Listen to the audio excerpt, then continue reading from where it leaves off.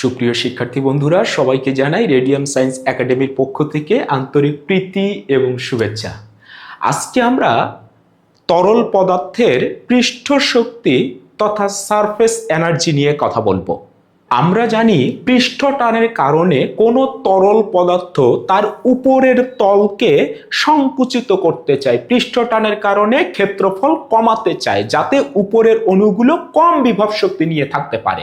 তাহলে কোনো মুক্ত তরল তল যদি তার ক্ষেত্রফল সংকুচিত করতে চায়, কমাতে চায়, তাহলে বলতো সেই ক্ষেত্রফল যদি আমি বৃদ্ধি করতে চাই, বাড়াতে চাই, তাহলে আমাকে ওই পৃষ্ঠ টানের বিরুদ্ধে একটি কাজ সম্পাদন করতে হবে।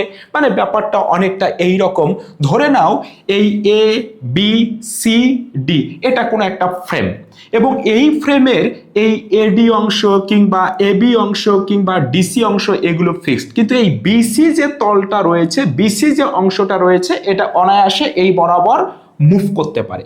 এবং এই বিসি তারের দৈর্ঘ্য কত, ধরে নেই ছোট হাতের এল।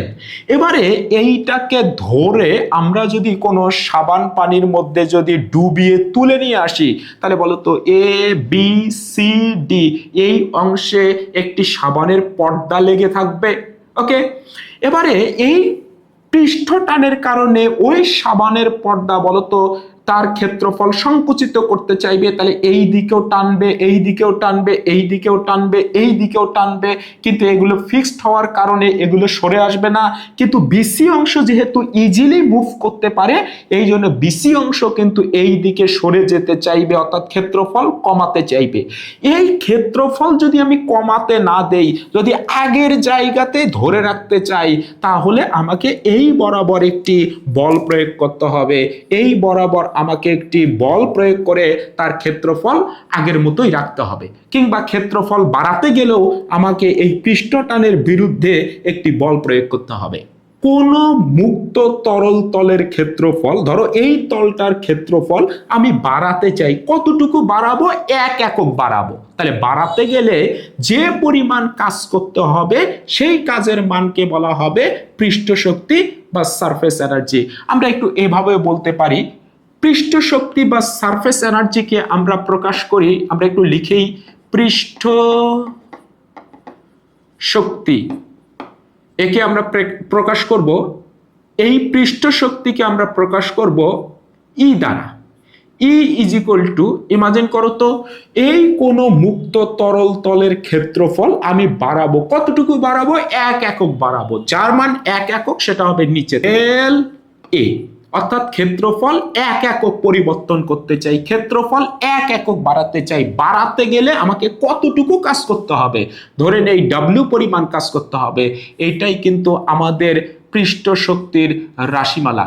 আমরা বলেছিলাম ম্যাথমেটিক্যাল টার্ম জানলে সেইখান থেকে তার সংজ্ঞা দেয়া যায়। বলতো নিচে কি আছে? ক্ষেত্রফলের পরিবর্তন, এর মান কত ধরবো? 1 মিটার স্কয়ার। কোন মুক্ত তরল তলের ক্ষেত্রফল 1 একক বৃদ্ধি করতে যে পরিমাণ কাজ করতে হবে সেই কাজের মানকে পৃষ্ঠ শক্তি বা সারফেস এনার্জি বলা হয়। তবে অবশ্যই কিন্তু তাপমাত্রা স্থির রাখতে হবে। কেন তাপমাত্রা স্থির রাখতে হবে? কারণ আমরা বলেছি তাপমাত্রা যদি বাড়ানো হয় কোনো তরলের, তাহলে কিন্তু এই পৃষ্ঠ টানের মান কিন্তু চেঞ্জ হয়ে যাবে। আর পৃষ্ঠ টান যদি চেঞ্জ হয়ে যায়, এই কাজের মানও কিন্তু চেঞ্জ হয়ে যাবে, তখন কিন্তু পৃষ্ঠ শক্তির মান চেঞ্জ হবে। এই জন্য আমরা এইভাবে বলবো, স্থির তাপমাত্রায় কোন মুক্ত তরল তলের ক্ষেত্রফল 1 একক বৃদ্ধি করতে যে পরিমাণ কাজ করতে হয় তাকে তরলের পৃষ্ঠ শক্তি বা সারফেস এনার্জি বলা হয়। তাহলে এই পৃষ্ঠ শক্তির একক কি হবে বলতো? কাজের একক হচ্ছে, উপরে আছে কাজ, তাহলে কাজের একক জুল, আর নিচে আছে ক্ষেত্রফল, তার একক মিটার স্কয়ার, তাহলে জুল পার মিটার স্কয়ার, অর্থাৎ জুল পার মিটার স্কয়ার। এটাই আমাদের পৃষ্ঠ শক্তির এসআই একক। কিন্তু আমরা একটু ভাঙাতে চাই, বলতো জুল মানে কি? কাজের একক জুল, আর কাজ মানে কি? বল এবং সরণের গুণফল। তাহলে জুল মানে হচ্ছে নিউটন মিটার, আর এখানে আছে মিটার ইনভার্স 2। বলতো একটা একটা কেটে যাবে, তাহলে এখানে থাকবে নিউটন পার মিটার। বলতো নিউটন পার মিটার হচ্ছে পৃষ্ঠ শক্তির এসআই একক বা জুল পার মিটার স্কয়ার। আর নিউটন পার মিটার কিন্তু আমার পৃষ্ঠ টানেরও আমার একক ছিল কিন্তু এই নিউটন পার মিটার। পৃষ্ঠ টানেরও একক ছিল নিউটন পার মিটার। আমরা একটু পরে আসছি।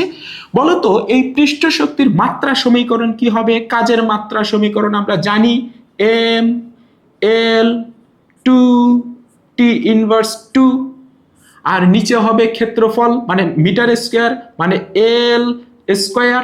বলতো এল স্কয়ার কেটে যাবে, তাহলে মাত্রা সমীকরণ হবে এম টি ইনভার্স টু। এটাই হচ্ছে এম টি ইনভার্স টু, এটাই পৃষ্ঠ শক্তির মাত্রা সমীকরণ। কিন্তু এটা তো আমার পৃষ্ঠ টানেরও মাত্রা সমীকরণ ছিল, এম টি ইনভার্স টু। তাহলে দেখো, যেহেতু পৃষ্ঠ টানেরও একক যা, পৃষ্ঠ শক্তিরও একক তাই, পৃষ্ঠ টানেরও মাত্রা সমীকরণ যা, পৃষ্ঠ শক্তিরও মাত্রা সমীকরণ তাই। তাহলে মনে হতেই পারে এই পৃষ্ঠ টান এবং পৃষ্ঠ শক্তি মনে হয় একই জিনিস, আসলেই একই জিনিস। পৃষ্ঠ টান এবং পৃষ্ঠ শক্তি একই, আমরা একটু পরেই প্রমাণ করব। যদি বলা হয় যে পানির পৃষ্ঠ শক্তির মান ই এর মান 72 গুণন 10 inverse 3 joule per metre square বা নিউটন পার মিটার, বলতে তুমি কি বোঝো? তাহলে যেভাবে আমরা সংজ্ঞা দিয়েছি এইভাবেই দেব, যে পানির পৃষ্ঠ শক্তি ই এর মান 72 গুণন 10 inverse 3 joule per metre square বা নিউটন পার মিটার। বলতে আমরা বুঝি স্থির তাপমাত্রায় পানির মুক্ত পৃষ্ঠের ক্ষেত্রফল এক একক বৃদ্ধি করতে হলে 72 গুণন 10 ইনভার্স 3 জুল কাজ সম্পাদন করতে হবে। এই পৃষ্ঠ টান আমরা কাকে বলেছিলাম যে পৃষ্ঠ টানকে টি দিয়ে প্রকাশ করব, এবং টি ইজ ইকুয়াল টু উপরে হবে এফ, নিচে হবে এল। আর এই পৃষ্ঠ শক্তি আমরা বলেছিলাম ই ইজ ইকুয়াল টু উপরে হবে ডাব্লিউ, নিচে হবে ডেলে। তাহলে পৃষ্ঠ শক্তি ই ইজ ইকুয়াল টু হবে উপরে ডাব্লিউ, নিচে হবে ডেলে। ওকে, অর্থাৎ মুক্ত তরল তলের ক্ষেত্রফল এক একক বৃদ্ধি করতে যে পরিমাণ কাজ করতে হবে তাকে বলা হয় পৃষ্ঠ শক্তি। এবারে আসো তো, এই যে আমাদের সাবানের পর্দাটা এ বি সি ডি এই অংশে লেগেছিল, এই পৃষ্ঠ টানের কারণে এই বিসি বাহুটাকে এই দিকে টানবে, এই দিকে যেতে চাইবে, সংকুচিত করতে চাইবে, ক্ষেত্রফল কমাতে চাইবে। কিন্তু আমরা এটাকে বল প্রয়োগ করে ধরো এর ক্ষেত্রফল বাড়াতে চাই। ধরে নাও এই বিসি তলটার উপরে আমি এক পরিমাণ বল প্রয়োগ করে ধরো আমি এই জায়গাতে নিয়ে এসেছি, এইখানে নিয়ে এসেছি। তাহলে বি বিন্দুটাকে নিয়ে এসেছি বি প্রাইম অবস্থানে, আর সি বিন্দুটাকে নিয়ে এসেছি সি প্রাইম অবস্থানে। এবং কতটুকু এর প্রসারণ ঘটিয়েছি মানে দৈর্ঘ্য বৃদ্ধি করেছি, ধরে নেই ছোট হাতের বি। তাহলে বলো এই বিসির দৈর্ঘ্য কত ছিল? ছোট হাতের এল। আর সি সি প্রাইমের দৈর্ঘ্য কত মানে সরণ কত? বি। তাহলে বলো তো ক্ষেত্রফল কতটুকু পরিবর্তন হয়েছে? এই যে এইটুকু ক্ষেত্রফলের পরিবর্তন হয়েছে। তাহলে এই ক্ষেত্রফলের পরিবর্তনটা কত হবে? ক্ষেত্রফলের পরিবর্তন del A is equal to বলতো দৈর্ঘ্য এল আর এই সরণটা হয়েছে বি, তাহলে এল গুণন বি, তাহলে এটা হবে এল বি। ওকে, কিন্তু তোমরা জানো এই সাবানের পর্দায় কিন্তু দুইটা স্তর থাকে, উপরে একটি অংশ থাকে, নিচে আরেকটি তল থাকে, উপরে একটি তল থাকে, নিচে আরেকটি তল থাকে। সাবানের পর্দা বা বাবলে সবসময় দুইটা তল থাকে।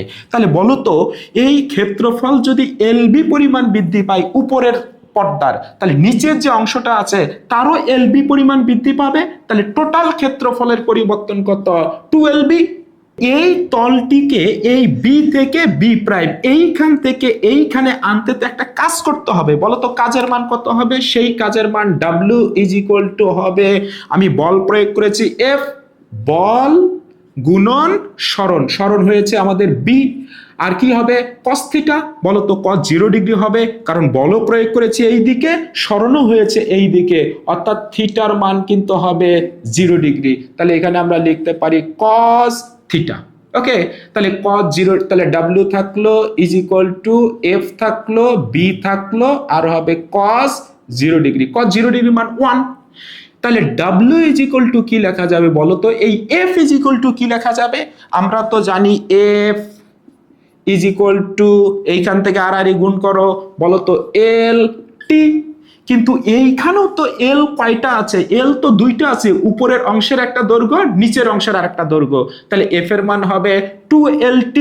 তাহলে এই এফ এর জায়গায় আমরা বসাতে পারি 2LT, আর বি ছিল বি থাকবে। এবারে এই কাজের মান আমরা এইখানে বসাবো, এই ক্ষেত্রফলের পরিবর্তন আমরা এইখানে বসাবো। চলো তো বসিয়ে দেই। তাহলে ই ইজ ইকুয়াল টু, উপরে হবে ডাব্লুর মান 2LTB, 2LTB,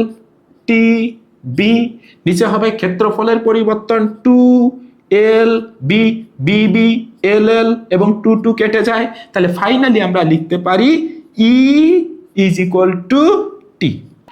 অর্থাৎ কোন তরলের পৃষ্ঠ শক্তি তার পৃষ্ঠ টানের সমান।